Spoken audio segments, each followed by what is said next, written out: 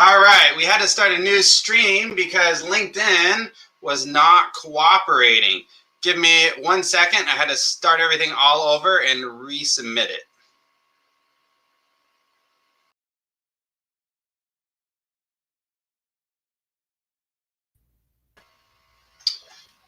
All right, our first technical difficulty. Are we back? Okay. We are live. I'm all over and resharing this right now. Okay, perfect. Putting on other pages we've been sending people to. There's too many pages nowadays for everyone to go to. All right. It's almost there.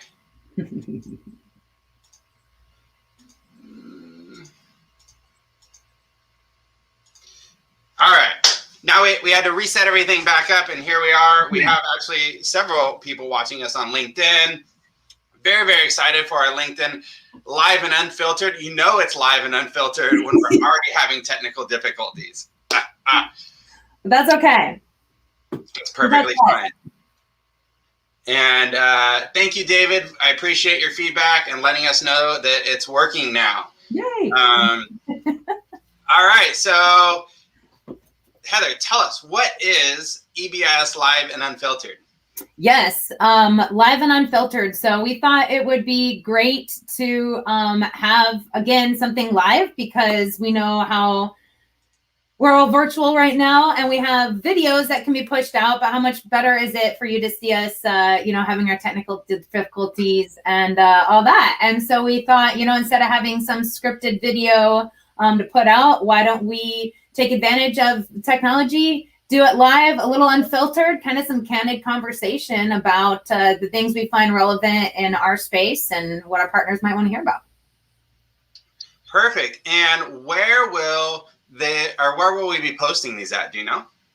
I believe we are posting them in multiple places. Of course, we have our LinkedIn page, both Jack Holder's page and our EBIS page. We also have our Facebook page, and we have a YouTube page as well. So you're able to join us on any of those mediums, or places, I should say. So LinkedIn is the interesting one. We're not yet approved for our EBIS page yet, so we're just sharing it with it, and they can click on it and watch. But once that's approved, we'll be streaming it directly from there. So as you know, those of you that use LinkedIn Live, there's definitely some issues there. But we'll work through those as LinkedIn also does. So let's dive into what we're talking about today. Yeah. What are we talking about? I think it has something to do with carriers, right? It does. And it might have something to do with the last 3 posts that I put out there. There's one main common denominator between all 3 of those posts. Yep. And hopefully you guys have been able to share or see what Jack's been sharing. But yeah, common denominator, one of them is carriers, right? How are we going from being with one carrier to representing multiple? If I were on the other end, I'd be curious to know, okay, well, what does that look like? How are you choosing those carriers? How are you vetting them? How do you know them? And how do you place them when we are working with a mutual client that has unique needs? Thank you, David. That's hilarious. But so the first thing we're going to talk about is carrier. How do we select carriers? And we're going to do all this quickly. And I know we started a little bit later, so we should still end right around 9:30, maybe a little bit later because of technical difficulties. But the first one is carrier selection. This one is near and dear to our heart. So we were one carrier for many years, and leaving the one carrier to go agnostic is somewhat scary. There's a lot of carriers out there, right? Yeah. So actually, do you know how many carriers we've written business with? That we've written business with over the last 2 years? Oh, that's a good question. I would say maybe 10. Nope, higher. We're closer to about 20 different carriers. Well, like 25 if you include some of the other worksite type products or employee paid products. But so how do we choose our carriers? And there's a few different ways we do that. The first is we want to make sure they're a reputable company. What's their rating? what experience have they had in the past with some of our partners? It can be our employer or maybe a broker. How do we know them? What's that true connection? I think that's pretty important, because we don't want to use a carrier that nobody's ever heard of, and especially if we don't do our research for them. Secondly, it really comes down to the person that we're in contact with. That makes all the difference in the world. So we want to make sure that we have the right contacts within the company. So we interview the companies, we talk to them. When we're not in COVID status, we like to go tour the facilities, get to know some of the people on the front end and on the back end. And so we want to do as much as we possibly can. And a lot of our relationships, they really are those partners. They're not vendors. What do you mean by that? Oh, you froze on my side. I don't know if you're frozen on everyone else's.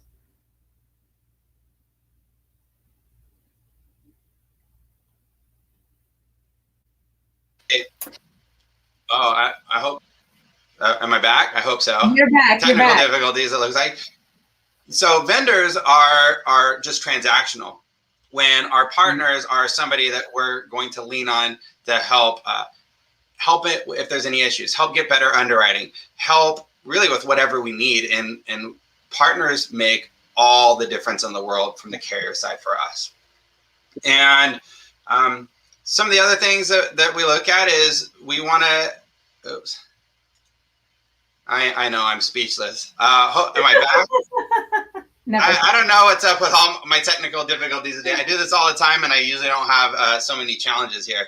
But going back to that selection, even though we might select a carrier in the beginning, we might not continue to work with them down the road, because if we have bad experiences, they overpromise and underdeliver. We might, unfortunately, get rid of that carrier, and we've done that to a few.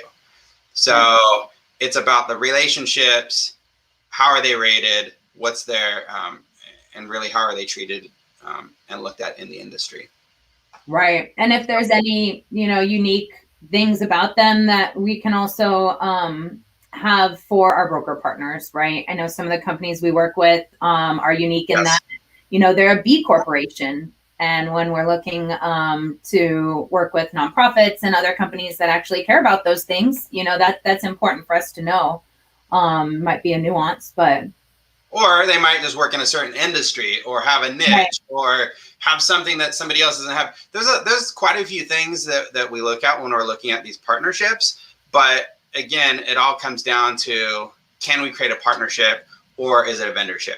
There's one other piece, and sometimes we don't choose the carriers, admittedly. Our broker partners come to us and tell us this is the carrier we're using because they've had good experience with them and they want to continue to use that carrier. That's okay. We'll do that. The challenge is we just don't have as tight of connections yet, so we have to build those. We actually just did one recently that we didn't have as good a relationship with the carrier, but now we do, and we had to be very upfront with that. So, right. Well, and there's just so many out there, to your point. I mean, do we even know how many, just call it work site carriers that are out there? Yeah, there's a lot. I mean, at least over 100. Yeah, right? I think there's about 80 now. Okay. And then you also talk about all the employee funded benefits on top of that. So there's a lot of different carriers. But so with that, how do we choose which carriers to even place with which client?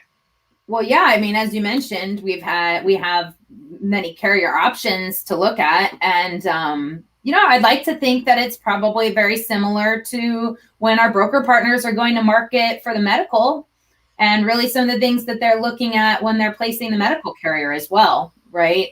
First and foremost, you have to look at the unique client, because every client's going to be different. And, that's one of the things I get excited about that we're able to do is provide solutions that aren't just in the box, like, every single client's going to get this. So we do, have conversations with our partners to learn more about the specific client and being able to align some of these things, right? So first we need to know what the demographic looks like.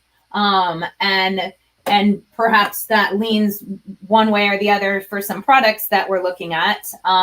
But really, how is that working with the core benefits? So For example, one thing that comes up many times is cross-border. Of course, living down here in San Diego, we have some wonderful cross-border programs with SIMSA and MediExcel that are becoming very popular. And again, when we're looking at placing these products and they have one of those carriers and they're going cross-border, it's really important to make sure that these benefits are able to be used with those, because that's where some of the challenges come. And of course, we would never want to place a product with an individual for something that they cannot use. So that is a big piece of what we look at.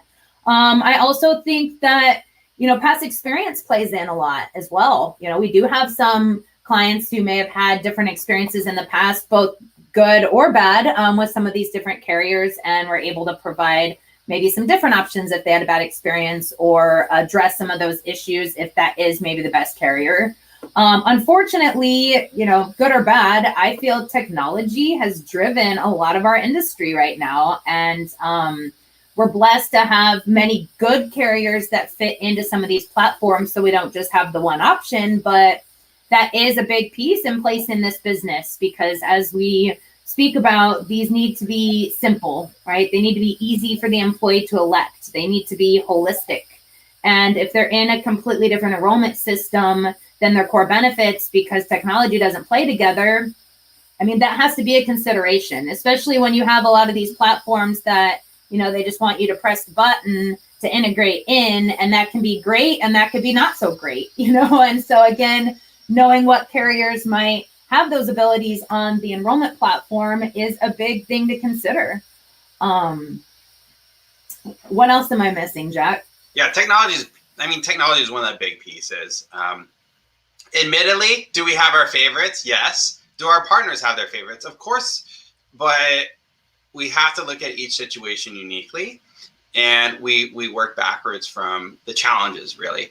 And I think technology is probably one of the biggest factors today, especially on large group. Large groups are a lot different than small group, as you know. Yeah. We run into a lot of other issues when you're talking about looking at clients that are in multiple states or in multiple countries. In some instances, we might choose different carriers.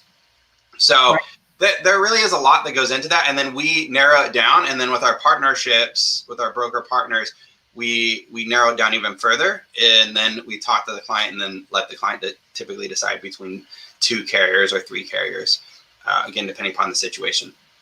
Right. Jeff, I'll get to your question here in 1 second. But yeah, if you want to know more, we can talk about more in depth on how we choose carriers, because there are several factors we look at. And a lot of it has to do with experience, limitations, and what the client's trying to accomplish. Yep. But I do love that we're talking about this, right? I think it's really important for people to understand that, at least with our agency and our VBO model, we really do represent multiple carriers. I think there's companies out there that are in our enhanced benefit space that, a lot of them are working just with one company, or they're in the process of expanding and maybe 80% of their business is with one carrier and they're starting to look at other carriers. But it's taken us a lot of time and energy in the last couple of years to go vet these carriers. That's so important when we're bringing them back to our partners. Or if we haven't worked with them, as you say, be honest, and that might be the first time. But I truly feel like there's not a lot of agencies out there that are doing what we're doing and being agnostic and representing multiple carriers to really bring the best fit to the table. Because a one size fits all or a two size doesn't generally work in this environment we're in now. So I love that we're getting to share that and really show that. If people haven't worked with us, to see that we go to market for many carriers, to know that as they're looking to potentially partner with us. Well, it's fun and ever changing. And at the end of the day, we want to be comfortable and proud of all the carriers that we represent and we work with.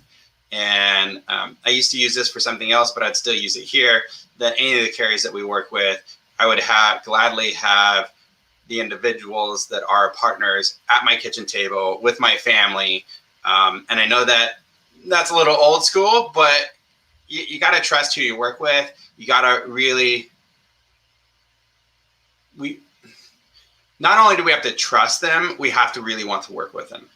And you have to have that true connection. At least that's my opinion.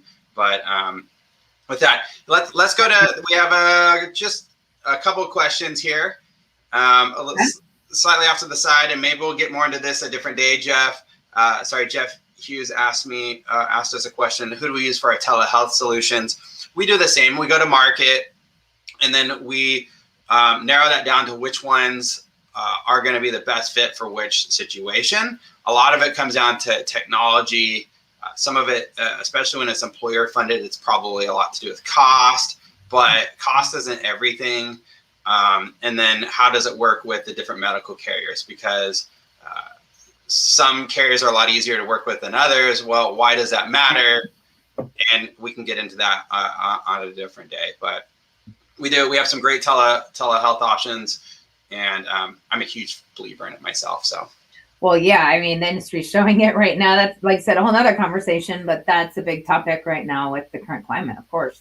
Well, I shouldn't tell anybody this, but I haven't been to the doctor, and a real doctor, except for the urgent care once. I think in 3 years, it's all been telehealth. Wow. Yeah. Awesome. So, anyways. But hopefully you got a lot out of this today, or at least you got to see us. Technical difficulties and all. Hopefully this won't happen in the future. And thank you for bearing with us. Jack Holder, Heather Sims, and EBIS Live and Unfiltered. Join us next month. Join us next month. All right, guys. Have a great Thursday.